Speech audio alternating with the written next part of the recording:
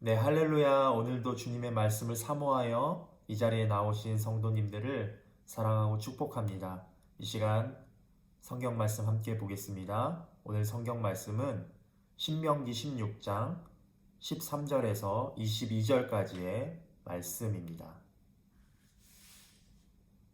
우리 주어진 본문의 말씀을 우리가 다 같이 합독하시겠습니다. 너희가 타작마당과 포도주 틀에서 난 것을 거둬들인 뒤 7일 동안 장막절을 지키라. 장막절을 기뻐하되 너와 내 아들 딸들과 내 남종들과 내 여종들과 내 성 안에 사는 레위 사람들과 이방 사람들과 고아들과 과부들과 함께 기뻐하라.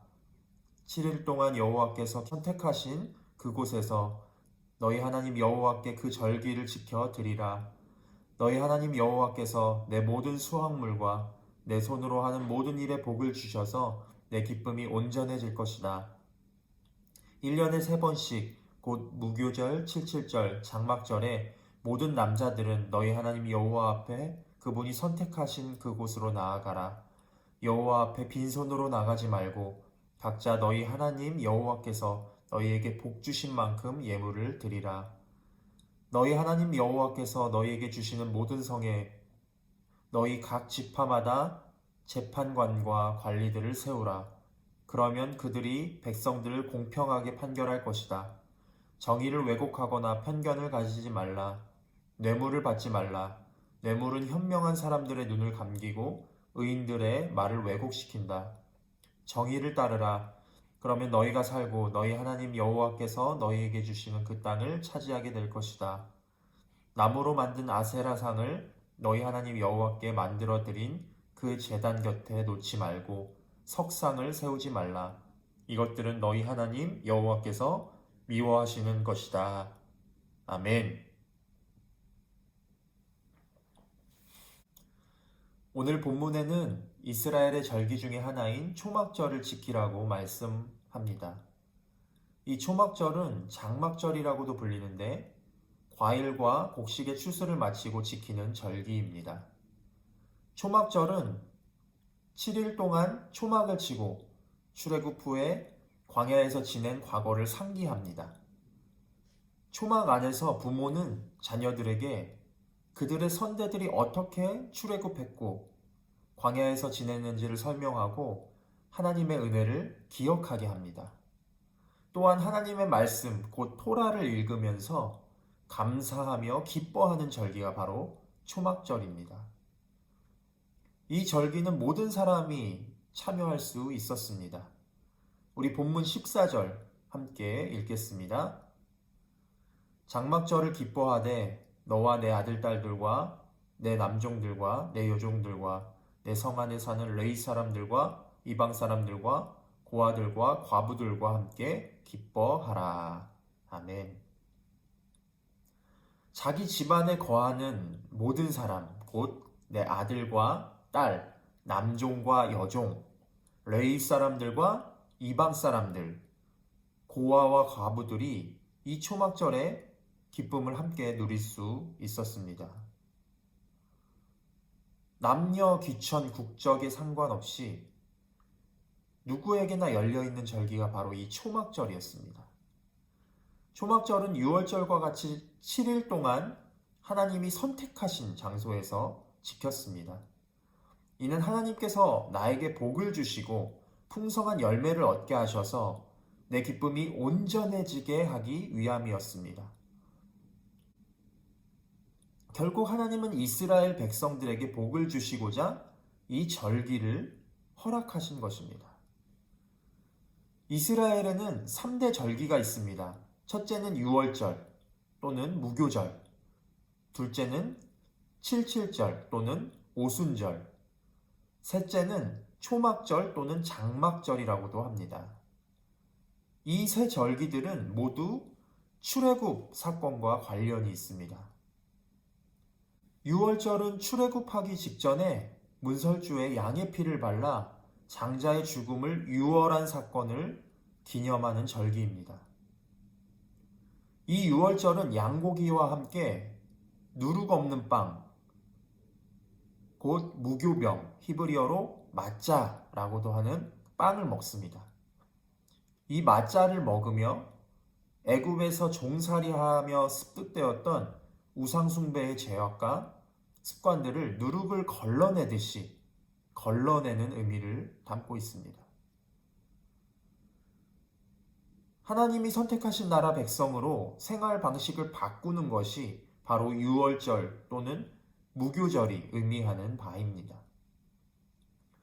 77절은 가나안 땅에 들어와서 지키는 절기로 애굽에서 종이었다는 사실을 기억하면서 지키는 절기이고, 초막절은 이스라엘이 애굽에서 구원을 받은 후에 광야를 지날 때에 초막에서 거하며 살 때를 생각하면서 지키는 절기입니다.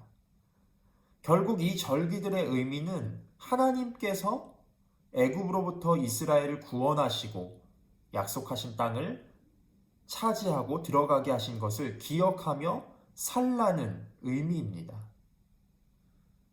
그리고 진정한 안식, 곧 하나님이 주시는 안식을 누리라는 것입니다. 하나님의 구원은 우리를 죄악에서 건지시고 구원받게 하신 것으로 끝나지 않습니다. 하나님의 구원은 오히려 하나님이 주신 새로운 땅에서 하나님의 법으로 살아가는 방식으로의 시작이라고도 할 수 있겠습니다. 우리 믿는 자들이 구원에 대해서 혼동하는 것이 무엇입니까? 예수님을 나의 구주로 영접함으로 내 죄가 용서함을 받으면 구원을 받았기 때문에 그 사실에 안주하여서 하나님이 주신 계명을 힘써 지키며 살아가는 일에 소홀해버리고 맙니다. 하나님을 구원을 주시는 존재로까지는 원해도 내 삶을 간섭하시고 내 삶에 깊숙이 들어오셔서 동행하시는 존재로까지는 원하지 않는 사람들도 많습니다. 안타깝게도 제 주위에도 이러한 사람이 있습니다. 교회는 다니지만 세상과 벗하며 살아가며 온갖 향락에 젖어 있고 세상에서의 어떤 성공만을, 세상에서의 어떤 부귀와 영화만을 추구하면서 살아가는 사람들이 있습니다. 그런 사람들에게 그리스도를 따라야 한다고 권면하면 나도 예수 믿는 사람이야 라고 말하면서 나의 믿음에 대해서 강요하지 말라고 그렇게 그 권면을 뿌리칠 때가 많이 있습니다. 물론 그에게 믿음을 강요하고 억지로 끼워 맞출 수는 없는 노릇이겠죠. 그러나 그는 지금 진정한 구원의 참 의미를 알지 못하고 있습니다. 그는 구원을 단지 자신의 죄를 해결해 줄 수 있는 아주 값싼 것으로 여기고 있습니다. 물론 죄를 해결해 주는 게 당연하지만 구원은 그 정도 차원에서 끝나지 않습니다. 오히려 그 구원의 잘못된 이해가 그가 범하는 죄들을 정당화시켜주고 있는지도 모르겠습니다. 하나님이 나를 구원하신 것은 단지 나의 죄를 면제해 주시는 것으로 끝나지 않습니다. 이제 하나님은 죄악된 습관들 속에서 빠져나와서 진정한 하나님의 법을 지키는 삶의 방식으로 우리를 인도하십니다. 참 안식과 참 행복과 참 사랑을 주시기 원하고 그에 걸맞는 하나님을 닮은 존재로 우리를 온전케 하시는 것이 바로 하나님의 목적입니다. 이스라엘이 절기를 지키는 목적은 바로 이러한 점 때문입니다. 여러분, 우리는 어떻습니까? 우리는 유대인들이 아니며 이방인들입니다. 이방인들로서 구약의 절기들을 찾아서 우리가 지키진 않습니다. 그러나 우리에게도 하나님을 기억하며 예수 그리스도를 기념하는 예배를 우리에게도 드릴 의무가 있습니다. 율법으로부터 자유롭다고 하더라도 하나님을 기억하는 일들을 결코 멈춰서는 안 됩니다. 늘 하나님의 행하심을 기억하고 예수님의 죽으심과 부활을 마음에 새기며 말씀을 따라 성령님과 동행하는 일들이 우리의 신앙생활에서 나타나야 합니다. 삶이 바쁘고 어렵고 상황이 따라주지 않는다고 해서 하나님을 기억하는 일들을 게을리한다면 어느새 우리는 이전의 세상에서 누리던 생활 방식으로 돌아가게 될 것입니다. 하나님이 예비하신 약속과 은혜를 받아 누리지 못한 채 상황에 이끌려 사는 사람이 되고 말 것입니다. 그러므로 우리는 하나님이 계신 곳으로 반드시 나아가야만 합니다. 하나님께 무엇을 드리려는 마음으로 우리는 나아가야 합니다. 하나님은 자원하여 드리는 마음을 기뻐하십니다. 물론 하나님은 모든 것을 우리에게 주시는 분이시지만 받기만 하는 태도를 좋아하시지는 않습니다. 무엇이든 있는 것으로 드리는 그 예물을 주님은 기뻐 받아주십니다. 우리 본문 16절과 17절을 함께 읽겠습니다. 1년에 3번씩 곧 무교절, 77절, 장막절에 모든 남자들은 너희 하나님 여호와 앞에 그분이 선택하신 그곳으로 나아가라. 여호와 앞에 빈손으로 나가지 말고 각자 너희 하나님 여호와께서 너희에게 복 주신 만큼 예물을 드리라. 아멘. 각자 하나님께 복을 받은 만큼 드리라는 것이죠. 가진 것이 있어서 드리는 것도 아니고 가진 것이 없어서 못 드리는 것도 아닙니다. 각자가 받은 만큼 마땅히 내 모든 것을 드려야 할 분에게 일부라도 드리는 것입니다. 하나님은 우리에게 모든 것을 요구하실 수 있는 분이심에도 불구하고 그렇게 하지 아니하시고 자원하여 드리라고 말씀하십니다.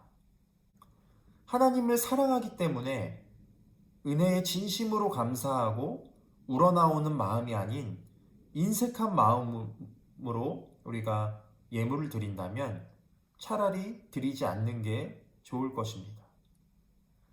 사도행전 5장에 보면은 아나니아와 삽비라가 나옵니다. 그들은 땅을 팔아서 전재산을 바칩니다.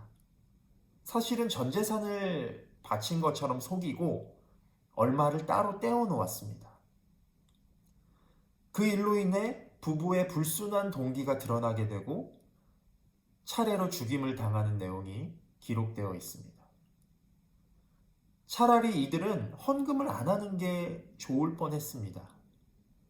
사람에게 칭찬을 받기 위해서 하나님을 속인다면 그 행위가 무슨 소용이 있겠습니까? 하나님은 그의 백성을 사랑하시고 또한 그의 백성에게 사랑을 받기 원하시는 분이십니다. 하나님은 그러나 무리한 것을 요구하시진 않습니다. 그저 하나님을 기뻐하는 마음, 하나님의 행하심을 기념하고 감사하는 마음, 자원하는 심령을 주님께서는 원하시는 줄 믿습니다. 왜냐하면 이 모든 것은 우리에게 복을 주시기 위함입니다. 하나님의 약속을 기업으로 주시기 위함이라는 것입니다. 하나님은 이러한 자들을 통해서 하나님의 법을 세워가십니다. 그 법을 통해서 하나님의 공의를 나타내십니다. 우리 18절부터 20절 말씀을 보면 재판들과 관리들을 세우고 정의롭게 판결할 것에 대해서 하나님 말씀하고 계십니다. 우리 함께 읽겠습니다.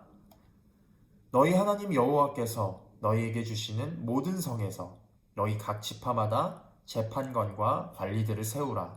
그러면 그들이 백성들을 공평하게 판결할 것이다.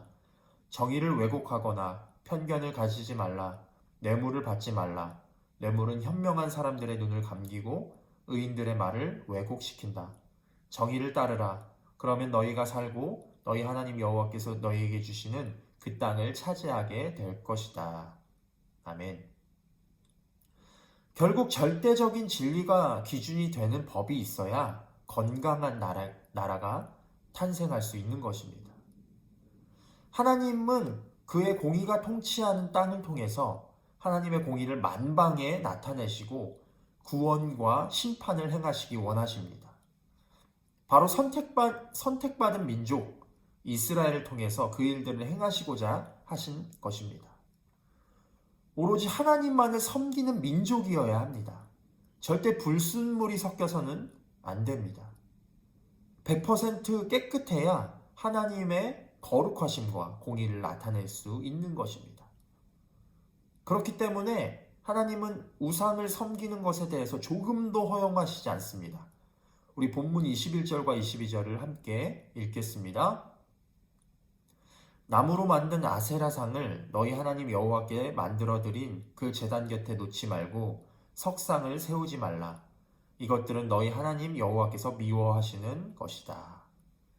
아세라상은 세상의 행운을 상징하는 가나안 여신의 이름입니다. 어떻게 보면 하나님은 지금 우리에게도 이러한 아세라상을 제거하라고 말씀하시고 계신지도 모르겠습니다. 하나님을 믿으면서도 세상에서의 기회와 행운을 잡으려고 하는 마음, 그런 어떤 탐심, 이 두 마음이 섞인다면 하나님 나라의 백성으로서 합당하지 않을 것입니다. 우상은 그 어떤 형태로든 하나님께서 가증히 여기시는 것입니다. 사람이 만들어낸 형상이든 아니면 보이지 않는 무형의 것이든 하나님께서는 우상을 절대 허용하시지 않습니다. 내 안에 우상들이 있다면 발견되는 즉시 버리시고 깨뜨려 버리시기 바랍니다. 하나님은 자기 백성들을 통해서 그의 거룩하심과 그의 영광과 그의 공의를 나타내시기 원하십니다. 그러나 그런 사람들, 그런 하나님의 백성은 그에 걸맞는 하나님의 법을 지키며 살아가야 합니다. 그러나 그 법은 우리를 옥죄려고 만든 법이 아닙니다. 하나님의 법은 우리에게 복 주시려고 허락하신 은혜의 법인 줄 믿습니다. 여러분, 이러한 사실을 깨닫고 늘 하나님을 기억하고 기념하며 하나님의 법을 지키며 살아가시는 저와 여러분이 되시기를 간절히 소망합니다. 시간 함께 기도하시겠습니다. 하나님, 은혜를 감사합니다. 이스라엘이 절기를 지켜 하나님을 기념했던 것처럼 우리도 늘 하나님의 행하심과 예수님의 은혜를 기억하게 하시고 말씀대로 살아가고 그에 따른 복을 누리며 살아가게 하여 주시옵소서. 세상의 향락과 부귀와 영화를 따라가지 않게 하여 주시고 하나님 안에서 진정한 자유와 안식과 기쁨을 누리게 하여 주시옵소서. 그렇게 행하실 주님을 찬양하며 예수님의 이름으로 기도하옵나이다. 아멘.